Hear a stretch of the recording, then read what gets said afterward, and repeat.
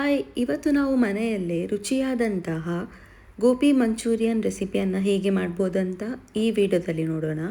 ವಿಡಿಯೋವನ್ನು ಸ್ಕಿಪ್ ಮಾಡದೆ ಕೊನೆಯವರೆಗೂ ನೋಡಿ. ಹಾಗೆ ಇಷ್ಟ ಆದರೆ ನನ್ನ ಚಾನಲನ್ನು ಸಬ್ಸ್ಕ್ರೈಬ್ ಮಾಡೋದನ್ನು ಮರಿಬೇಡಿ. ಹಾಗೆ ಲೈಕ್ ಮಾಡಿ, ಶೇರ್ ಮಾಡಿ.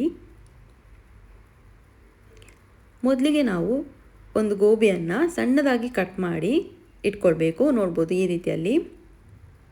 ಹೀಗೆ ಸಣ್ಣದಾಗಿ ಕಟ್ ಮಾಡಿದರೆ ಫ್ರೈ ಮಾಡಲಿಕ್ಕೆ ಕೂಡ ಈಸಿ ಆಗುತ್ತೆ.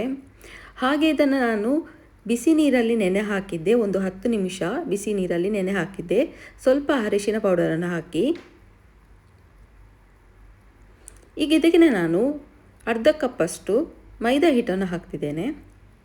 ನೋಡ್ಬೋದು ಈ ಸಣ್ಣ ಕಪ್ಪಲ್ಲಿ ಅರ್ಧ ಕಪ್ಪಷ್ಟು ಮೈದಾ ಹಿಟ್ಟನ್ನು ಹಾಕಿದ್ದೇನೆ. ಹಾಗೆ ಅದೇ ಕಪ್ಪಲ್ಲಿ ಅರ್ಧ ಕಪ್ಪಷ್ಟು ಕಾರ್ನ್ಫ್ಲವರನ್ನು ಕೂಡ ಹಾಕ್ತಿದ್ದೇನೆ. ಈಗ ಇದಕ್ಕೆ ನಾನು 1 ಸ್ಪೂನಷ್ಟು ಚಿಲ್ಲಿ ಪೌಡರನ್ನು ಹಾಕ್ತಿದ್ದೇನೆ. ಚಿಲ್ಲಿ ಪೌಡರ್ ಜಾಸ್ತಿ ಹಾಕಲಿಕ್ಕೆ ಹೋಗಬೇಡಿ, ಖಾರ ಇದ್ದರೆ 1 ಸ್ಪೂನಷ್ಟು ಸಾಕಾಗ್ತದೆ. ಹಾಗೆ ಇದಕ್ಕೆ ನಾನು ಸ್ವಲ್ಪ ಉಪ್ಪನ್ನು ಹಾಕ್ತಿದ್ದೇನೆ, ಅರ್ಧ ಸ್ಪೂನಷ್ಟು.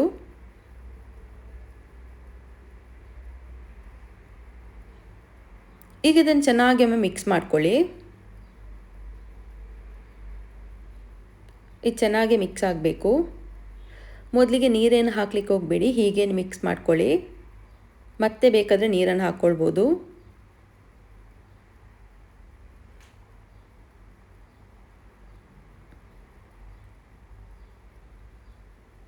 ಈ ರೀತಿಯಲ್ಲಿ ಚೆನ್ನಾಗಿ ಮಿಕ್ಸ್ ಮಾಡಿ ಆಮೇಲೆ ಸ್ವಲ್ಪ ಸ್ವಲ್ಪವೇ ನೀರನ್ನು ಹಾಕಿ ಮಿಕ್ಸ್ ಮಾಡ್ತಾ ಬನ್ನಿ.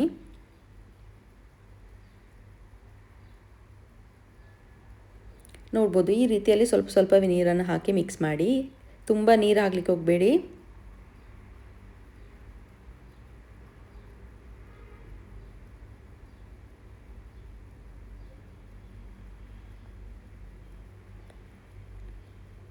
ನೋಡ್ಬೋದು ಈ ರೀತಿಯಲ್ಲಿ ಮಿಕ್ಸ್ ಆಗಬೇಕಿದು.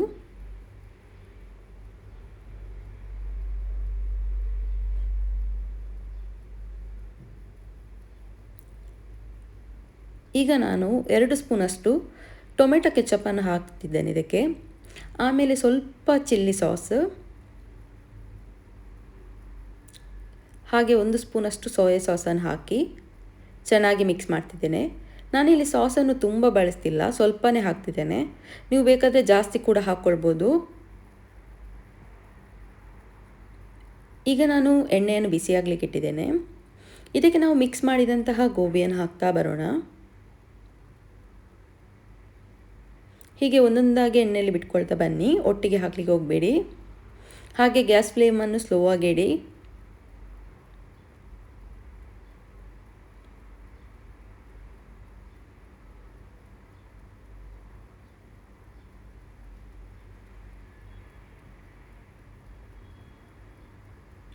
ತುಂಬ ಕಪ್ಪಾಗಲಿಕ್ಕೆ ಬಿಡಬೇಡಿ, ಸ್ವಲ್ಪವೇ ಫ್ರೈ ಆದರೆ ಸಾಕು. ನೋಡ್ಬೋದು ಈ ರೀತಿಯಲ್ಲಿ ಅದೇ ಸಾಕು. ನೋಡಿ, ಇದು ಫ್ರೈ ಆದಮೇಲೆ ಇಟ್ಟಿದ್ದೇನೆ, ಈ ರೀತಿಯಲ್ಲಿ ಆಗಿದೆ. ಈಗ ಒಂದು ಪ್ಯಾನಿಗೆ ಸ್ವಲ್ಪ ಆಯಿಲನ್ನು ಹಾಕಿ ಇದಕ್ಕೆ ನಾನು ಬೆಳ್ಳುಳ್ಳಿಯನ್ನು ಕಟ್ ಮಾಡಿ ಹಾಕ್ತಿದ್ದೇನೆ. ಇಲ್ಲಿ ನಾನು 1 ಬೆಳ್ಳುಳ್ಳಿಯನ್ನು ಸಣ್ಣದಾಗಿ ಕಟ್ ಮಾಡಿ ಹಾಕಿದ್ದೇನೆ. ಹಾಗೆ ಇದಕ್ಕೆ ನಾನು 1 ದೊಡ್ಡ ಈರುಳ್ಳಿಯನ್ನು ಹಾಕಿದ್ದೇನೆ ಕಟ್ ಮಾಡಿ. ಈರುಳ್ಳಿ ಯಾವ ಸೈಜಲ್ಲಿ ಬೇಕಾದರೆ ನೀವು ಕಟ್ ಮಾಡ್ಕೊಳ್ಬೋದು. ಈರುಳ್ಳಿಯನ್ನು ಹಾಕಿ ಚೆನ್ನಾಗಿ ಫ್ರೈ ಮಾಡ್ಕೊಳ್ಳಿ. ಚೆನ್ನಾಗಿ ಸಾಫ್ಟ್ ಆಗೋವರೆಗೂ ಫ್ರೈ ಆದರೆ ಸಾಕು, ತುಂಬ ಕಪ್ಪಾಗಲಿಕ್ಕೆ ಬಿಡಬೇಡಿ.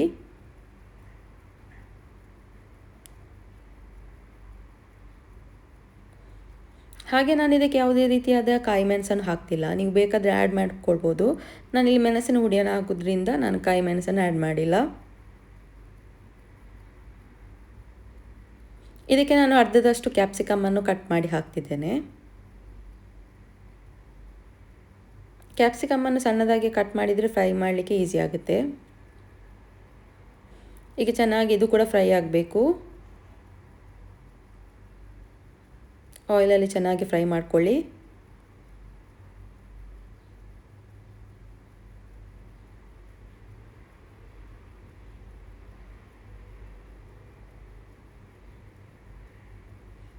ಈಗ ನಾವು ಮಿಕ್ಸ್ ಮಾಡಿಟ್ಟಂತಹ ಸಾಸನ್ನು ಇದಕ್ಕೆ ಹಾಕಬೇಕು.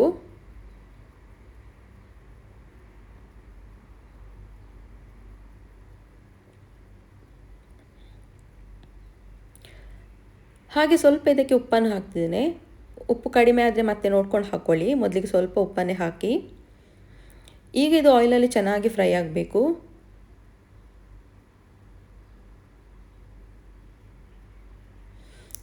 ಸಾಸ್ ಹಾಕಿದ ಮೇಲೆ ಒಮ್ಮೆಲೆ ಕಾರ್ನ್ಫ್ಲವರನ್ನು ಹಾಕಲಿಕ್ಕೆ ಹೋಗಬೇಡಿ. ಮೊದಲಿಗೆ ಚೆನ್ನಾಗಿ ಫ್ರೈ ಮಾಡ್ಕೊಳ್ಳಿ ಆಯಿಲಲ್ಲಿ.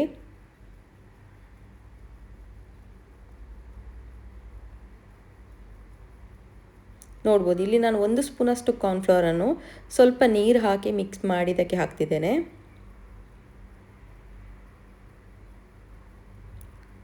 ಈಗ ಇದು ಗಟ್ಟಿ ಆಗುತ್ತೆ, ಸ್ವಲ್ಪ ಚೆನ್ನಾಗಿ ಫ್ರೈ ಮಾಡ್ಕೊಳ್ಳಿ.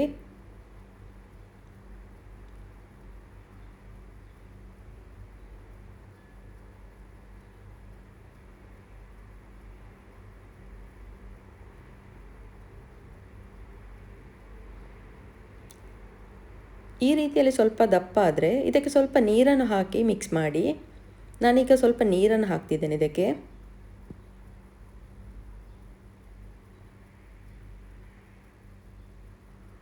ತುಂಬ ನೀರನ್ನು ಹಾಕಲಿಕ್ಕೆ ಹೋಗಬೇಡಿ, ಸ್ವಲ್ಪವೇ ನೀರನ್ನು ಹಾಕಿ ಮಿಕ್ಸ್ ಮಾಡಿ.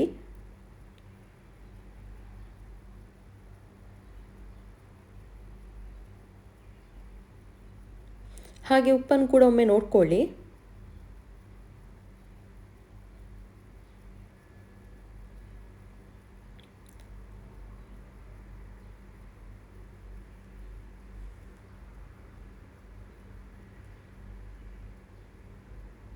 ಈಗ ಇದಕ್ಕೆ ಸ್ವಲ್ಪ ನೀರನ್ನು ಹಾಕ್ತಿದ್ದೇನೆ, ನೋಡ್ಬೋದು.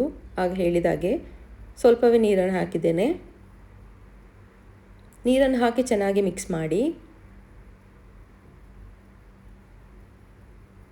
ಈಗ ಇದು ಚೆನ್ನಾಗಿ ಫ್ರೈ ಆಗಬೇಕು ನೀರು ಹಾಕಿದ ಮೇಲೆ.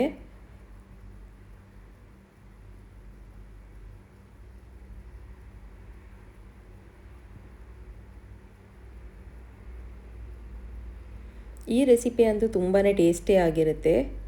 ಮನೆಯಲ್ಲಿ ಈಸಿಯಾಗಿ ಕೂಡ ಮಾಡ್ಕೊಳ್ಬೋದು. ಇದಕ್ಕೆ ನಾನೀಗ 1 ಸ್ಪೂನಷ್ಟು ಮೆಣಸಿನಕಾಯಿ ಪುಡಿಯನ್ನು ಹಾಕ್ತಿದ್ದೇನೆ, ಚಿಲ್ಲಿ ಪೌಡರ್. ಮೊದಲಿಗೆ ಬೇಕಾದರೆ ಹಾಕ್ಕೊಳ್ಬೋದು, ನಾನು ನಂತರ ಹಾಕಿದ್ದೇನೆ ಈಗ. ಹಾಗೆ ಬೇಕಾದರೆ ಹಾಕ್ಕೊಳ್ಬೋದು, ಇಲ್ಲಾಂದರೆ ಸ್ಕಿಪ್ ಮಾಡ್ಬೋದು ಚಿಲ್ಲಿ ಪೌಡರನ್ನು. ಈಗ ಚೆನ್ನಾಗಿ ಒಮ್ಮೆ ಮಿಕ್ಸ್ ಮಾಡಿ.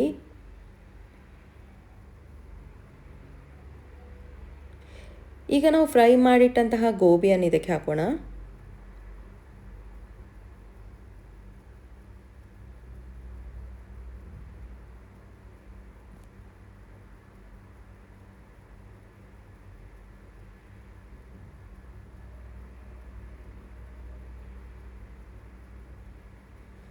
ಗೋಬಿಯನ್ನು ಹಾಕಿ 1 ನಿಮಿಷ ಚೆನ್ನಾಗಿ ಫ್ರೈ ಮಾಡಬೇಕು. ಚೆನ್ನಾಗಿ ಮಿಕ್ಸ್ ಮಾಡ್ಕೊಳ್ಳಿ.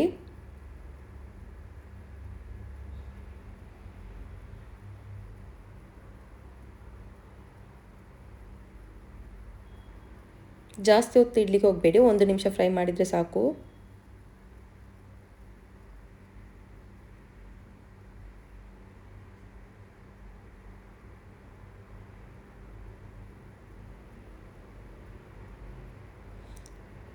ಈಗ ಇದಾಗಿದೆ, ರೆಡಿಯಾಗಿದೆ. ಇದಕ್ಕೆ ನಾವು ಸ್ವಲ್ಪ ಕಟ್ ಮಾಡಿದಂತಹ ಸ್ಪ್ರಿಂಗ್ ಆನಿಯನನ್ನು ಹಾಕೋಣ.